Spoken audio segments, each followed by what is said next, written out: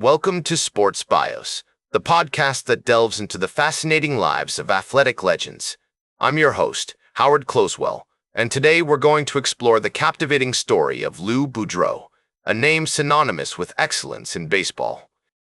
As we embark on this journey, you'll discover a man whose remarkable career was forged in the crucible of his early years, shaped by the people, places, and experiences that would ultimately define him as a player, a leader, and a champion. Born on August 17, 1917, in Harvey, Illinois, Lou Boudreau's life was marked from the outset by a unique blend of athletic prowess and intellectual curiosity. His father, Charles Boudreau, was a telephone company employee who encouraged his son's love of sports, while his mother, Mildred, instilled in him a strong sense of discipline and responsibility. This dichotomy would serve Lou well, as he navigated the demands of professional baseball with a combination of physical talent and mental toughness. As we paint a vivid picture of Lou's childhood, imagine a young boy growing up in the midst of the Great Depression, surrounded by the sights and sounds of a struggling America. The economic hardships faced by his family forced him to develop a strong work ethic, which would become a hallmark of his career. Despite these difficulties, Lou's parents encouraged his passion for sports, particularly baseball and basketball. He attended Thornton Township High School in Harvey, where he excelled as a multi-sport athlete, earning all-state honors in both baseball and basketball. The historical context of Lou Boudreau's early years is fascinating, with the country struggling to recover from the devastating economic downturn of the 1930s. The sports world, too, was undergoing significant changes, with the rise of iconic figures like Babe Ruth and Lou Gehrig captivating the nation's imagination. For a young Lou Boudreau, these larger-than-life personalities served as inspiration, fueling his own ambitions and motivating him to hone his craft. His parents' emphasis on education and personal responsibility helped him develop a strong sense of purpose, which would serve him well throughout his career. The influence of his coaches and mentors during this period should not be underestimated either, as they helped refine his athletic skills and instill in him the values of hard work, dedication, and teamwork. I recall a conversation I had with Lou's former teammate, who described him as a student of the game, even back in his high school days.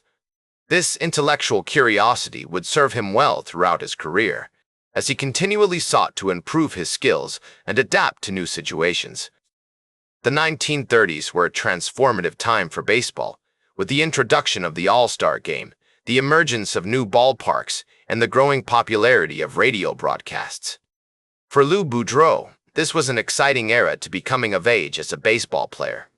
He spent hours listening to games on the radio, studying the strategies and techniques of his heroes, and practicing his own skills in local sandlots and parks.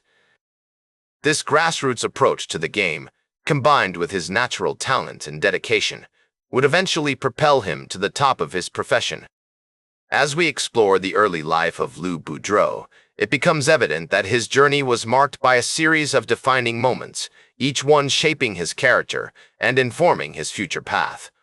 The seeds of greatness were being sown in these formative years, as Lou Boudreau began his ascent towards becoming one of the most beloved and respected figures in baseball history.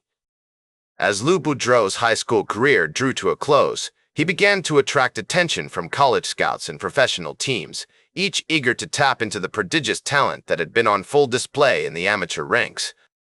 The year was 1935, and the baseball world was abuzz with excitement as the University of Illinois, one of the powerhouse programs in the Midwest, came calling.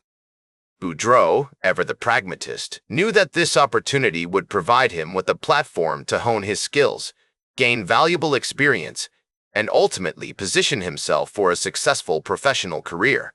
As he enrolled at the University of Illinois, Boudreau was thrust into an environment that would challenge him in ways he never thought possible. The Illini, with their rich baseball tradition and esteemed coaching staff, provided the perfect crucible for Boudreau to test his mettle against the best collegiate talent in the region.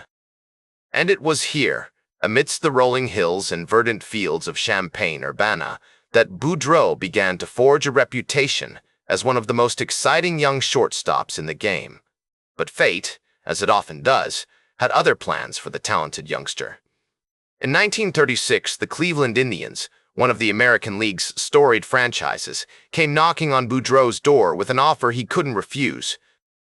The prospect of joining a professional team, with its promise of big league competition and generous financial rewards, proved too enticing to resist. And so, with a mix of sadness and anticipation, Boudreau bid farewell to the Illini and embarked on his journey as a major league ballplayer. The decision to turn pro proved wise, as Boudreau quickly established himself as one of the top young shortstops in the game.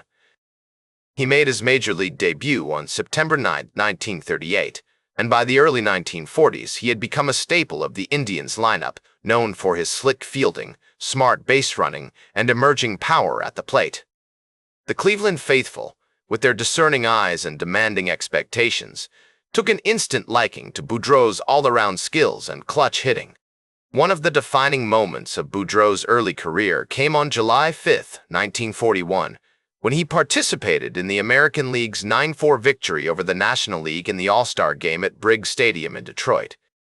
As he took the field alongside other baseball luminaries like Joe DiMaggio, Ted Williams, and Bob Feller, Boudreau recalled feeling a sense of awe and gratitude for the opportunity to compete against the best of the best. The electricity in the air was palpable, as the sold-out crowd and the assembled media contingent watched with rapt attention as the young shortstop from Illinois took his rightful place among the game's elite. "I remember walking into that clubhouse," Boudreau would later reflect, "and seeing all those stars, guys I had idolized growing up. It was a surreal experience, but also a validation of all the hard work and dedication I had put in to get to that point." As he looked around at his teammates, Boudreau knew that he belonged, that he was an integral part of a talented group that was poised to make some noise in the American League. Throughout the early 1940s, Boudreau continued to refine his skills, developing into one of the most well-rounded shortstops in baseball. On August 22, 1942, he hit for the cycle, collecting 5 hits in a 10-3 Indians victory over the St. Louis Browns. This impressive display of hitting prowess marked a turning point in Boudreau's career, as he began to assert himself as a dominant force in the American League. But Boudreau's impact went far beyond his on-field accomplishments. As he matured into a leader, he brought a sense of calm and intelligence to the Indians' clubhouse, helping to stabilize a talented but often tumultuous roster. In 1942, he was named team captain, and his ethos of leading by example, both on and off the field, helped to foster a sense of camaraderie and shared purpose within the team. "I tried to lead by example," Boudreau would later say, "by being prepared, by hustling, and by supporting my teammates. I believed that if we could just get everyone pulling in the same direction, we could achieve great things."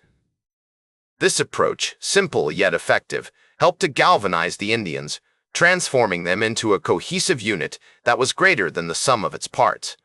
As World War II drew to a close, Boudreau's star continued to rise. On June 25, 1945, he hit 3 home runs in a 12-2 Indians victory over the Boston Red Sox, showcasing his growing power and cementing his status as one of the game's elite shortstops.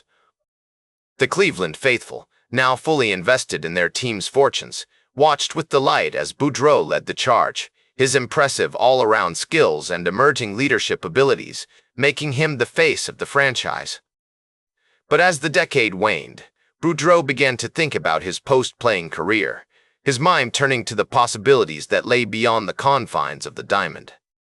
It was a pivotal moment in his life, one that would ultimately define him not just as a player, but as a leader, a tactician, and a statesman of the game.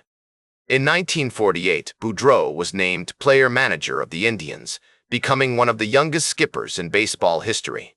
This move marked a significant turning point in Boudreau's life, a moment when he transitioned from being a standout player to a respected leader and strategist. It was a role that would require him to balance his own playing career with the demands of managing a team, to navigate the complexities of the clubhouse and the front office, all while maintaining his trademark intensity and focus. As Boudreau took the reins, the Indians experienced a resurgence, winning the American League pennant in 1948 and ultimately capturing the World Series title that same year. This achievement cemented Boudreau's status as one of the game's premier managers, a mastermind who could coax greatness from his players and outmaneuver his opponents with ease. He went on to lead the Indians for several more seasons, his teams consistently competing at a high level, before moving on to manage the Boston Red Sox and Kansas City Athletics.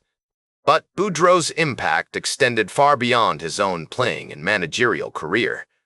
He was a true pioneer, a trailblazer who helped shape the way teams approach the game strategically and tactically.